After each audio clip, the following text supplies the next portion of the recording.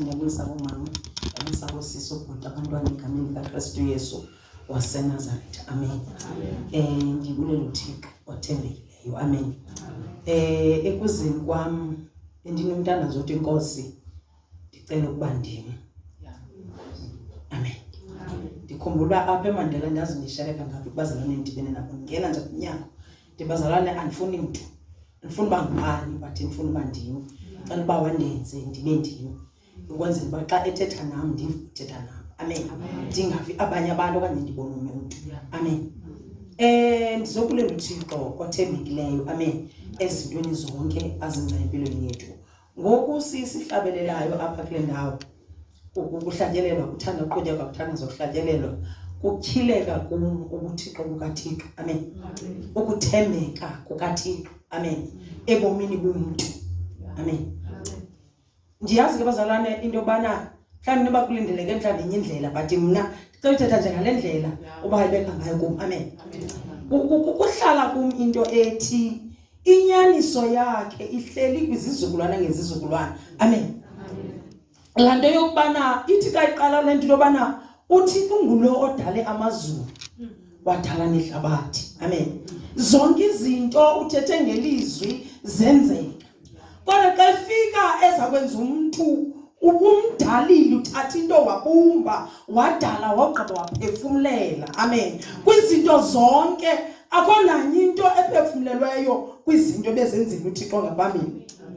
But thina sihamba sinomphefumlo kaThixo ngaphakathi kwethu. Amen. uThixo akenela iloo nto, wathi abantu sebonile emhlabeni, wathetha kuNowa, wathi Nowa ndibone wena wedwa ilungisa, ndizawutshabalalisa lo mhlaba. Amen. Watshabalalisa, kodwa bashiyeka uNowa nesizukulwane nabazalwane bakhe. Amen. Laqhubeka uhlanga lwaba khona. Amen. Now iyona nto indihlalisileyo into yobana akho generation uThixo akhe wangathembeki kuyo. Amen. Amen. Akho sizukulwane uThixo akhe wasiphoxa. Uthi amasirayeli wathatha asehlele eJibhithe iminyaka elambile okanye ephethwe kakubi nguFaro, ewenzisa zonke izinto ezibuhlungu, kodwa wathi ndehlile ndizokumhlangula. Amen. And wahamba nawo uThixo bonakathi ukuthembeka kwakhe, wahamba nawo for 40 years. Enhlango abagugelwa mpahla, abadunjelwa nyawo, bethi bawulamba uThixo afumele imana. Amen. Bethi bawunqana bethetyeni kuvela amanzi. Andiyazi hleli kulaa ndawo kugcwele loo nto yobana bawo le nto ifihlakele lena, abanye abantu abayiqondanga, kodwa wena Nkosi uyenzile. Amen. Ukuba sityhilekelwe, ukuba uthembekile engakanamini akuzikhanyela. Amen. Uhambe nabo uThixo, wathi seleqhubekile wamane bavezela abagwebi, abantu abazoqhubeka bebakhokela. Amen. Bathi kwabona abantu abakhokelwe nguThixo, bathi sidiniwe kukungafani nabanye abantu. Sifuna nathi sifunela ukumkani ngoba sifuna ufana nezinye inhlanga. Bathi uThixo nobubele nalapho wabanikeza, kodwa wabaxelela into yobana uza kwenzani ukumkani kubo. Amen. Amen. Baqhubeka besohlulwa, bebethwa, besoyiswa, besenzeka zonke izinto, kodwa uThixo wabaphakamisela uDavide, wabakhokela, waqhubeka nabo. Kwagqitha eso sizukulwane, kwavela isizukulwane esitsha apho uThixo asebenzise khona uKristu Yesu. Amen. Apho nalapho bathe abantu bonile emhlabeni, bekugcwele kumle nto ethi uyinzulu yemfihlakalo. Uyinzulu yesimanga. Abamazi abantu, ewe bayashumayela baziphethe iBhayibhile, but le nto ayityhilekanga. Amen. But ityhileka kum namhlanje into yobana inceba yakhe engummangaliso yafika empilweni yethu. Amen. Ngoba bazalwane ithi iBhayibhile ebenoba khona umntu yena mhlawumbi amfela umntakwabo, kodwa ebengekho umntu onofela umntu ongelolungisa. uKristu engonanga engenzanga nto, kodwa wafela thina singaboni. Amen.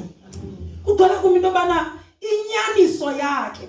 Kuba yena ungunyaniso, inyaniso yakhe ihleli kwizizukulwana zonke. Amen. Nakwesi sethu isahleli inyaniso yakhe. Amen. Usaphila nakuthi. But enonto ebalulekileyo nedingekayo into ubana uba sithi namhlanje wabethelelwa ngenxa yethu engonanga waqhonywa emthini wohlazo. Yazi bazalwane, noba abantu mhlawumbe kuthethwa ngebhasi, noba mhlawumbe bathetha ngento ezincinci. Amen. But kugcwala kum namhlanje into yobana le nto yenzeka real. Amen. And uba yenzeka ezimpilweni zethu kufanele si-appreciate. Amen.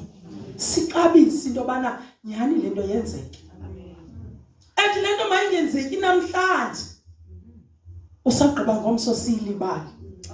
Sifana nabantu basecaweni. Abantu basecaweni bayazazi uba namhlanje baye emazweni asixhenxe. Noba umntu wayephi, noba uhlalaphi, wenzani unyaka lo wonke, kodwa namhlanje uzawuzazi ukuze emazweni asixhenxe.